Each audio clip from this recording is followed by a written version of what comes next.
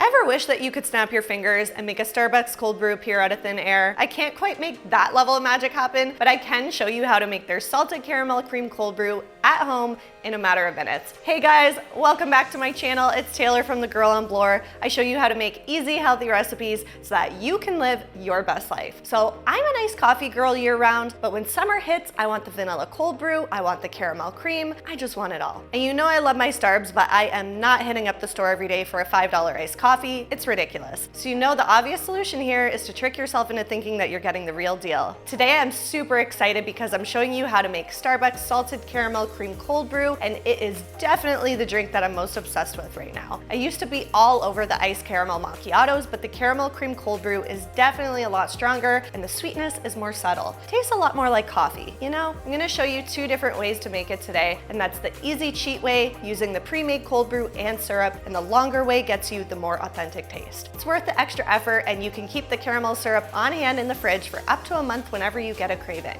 You'll also be learning how to make your own cold brew at home in this video. It's so easy, you'll have it on repeat all summer. You're gonna love this Starbucks Copycat, so get ready to save a ton of money and trips to the store, because let's face it, time is also money. Without further ado, let's dive right in because I need my coffee. So first up, I'm going to show you the more authentic, longer version because I'm gonna assume you're here to find out how to make the caramel cream cold brew taste like the real deal. We're gonna start with the cold brew coffee itself. You're gonna take 8 cups of filtered water and 2 cups of ground coffee, then mix the two together in a large pitcher. Feel free to use any brand of coffee you'd like, but you may want to experiment with different brands and brews to find out what you like best. That's it for now. Place the lid on your pitcher, then you're going to let it sit in the fridge for at least 12 hours. I'll usually make my cold brew in the afternoons or evenings and then let it sit overnight. At the same time, this is where you'll want to make your caramel syrup, as that also needs to sit in the fridge to cool for quite a while. So take a small saucepan, then add half a cup of sugar over medium-low heat. At the same time, I want you to boil some water in a kettle. The sugar will take a bit, so be patient here. It'll look like nothing's happening at first, but I promise it will eventually start to caramelize and melt. You'll also want to be on the lookout for the sugar to start to form little beads or balls, and that's when it will start to turn brown. You will want to be stirring constantly so the sugar doesn't burn, which can happen quite easily if you decide not to listen to me and leave it unattended. So stick around, stir that sugar, and when it starts to brown, you'll want to especially keep stirring until it starts to melt. Now measure out half a cup of boiling water and then stand back as you add it into the saucepan, as it'll release a lot of steam. Give the sugar a stir, cooking for another few seconds until it starts to thicken ever so slightly.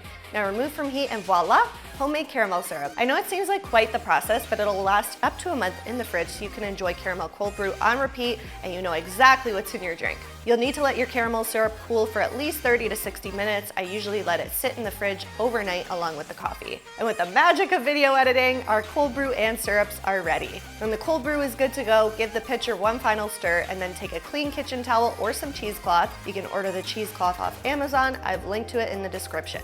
You'll then take a fine mesh sieve, place the cheesecloth over top, and slowly strain the coffee grounds, stirring with a spoon to push the liquid through to a second pitcher.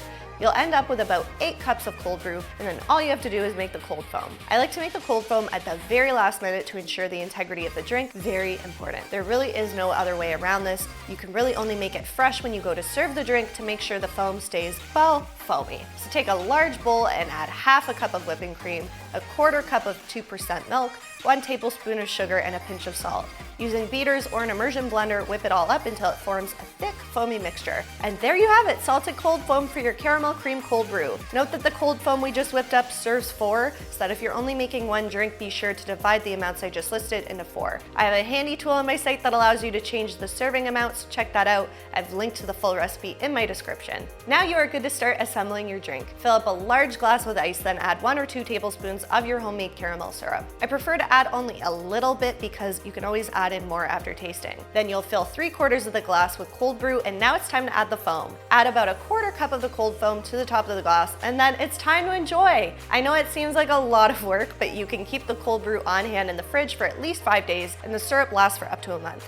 It only takes a few seconds to whip up the cold foam, so if you plan everything properly and make some stuff in advance, you really can have the Starbucks coffee of your dreams in about 5 minutes. Now, for those of you who are entirely too lazy to go through this whole process and only care about getting it as close as possible while doing the least amount of work, of course I've got you covered with some awesome shortcuts. You can buy the Starbucks cold brew from the store, buy some store-bought caramel syrup, and then all you need is Cool Whip, milk, and a pinch of salt to make the cold foam. Easy peasy. So again, fill a tall glass with ice and add your 1 to 2 tablespoons of store-bought caramel syrup. Any brand will do, just go with your personal preference. Then you'll fill 3/4 of the glass with the cold brew. I went with the Starbucks brand, but you can use any brand you like. Then just take a 1/4 cup of Cool Whip, 1 tablespoon of milk, and a tiny little bit of salt, and mix that all together for 1 drink. Add that over top and you're in cold brew heaven within 2 minutes. It's almost like snapping your fingers. Certainly takes less time than leaving your house to go get one. Whether you pick the quick and easy version or make my more authentic tasting version, you're gonna be hooked on these Copycat caramel cream cold brews all summer and saving so much cash to boot. I promise you will totally fulfill your Starbucks craving when you make these. I've got a whole lot of other Starbucks Copycat recipes up on the blog, so hit up my description for the Starbucks archives. If you try one for yourself, be sure to tag me on Instagram at @thegirlonblore. I love seeing you make my recipes and I share every single photo I'm tagged in. Just makes my day, you know? Thanks so much for hanging with me here today. I'm just gonna sneak off here with my cold brew. Thanks for watching and I'll see you around here again real soon.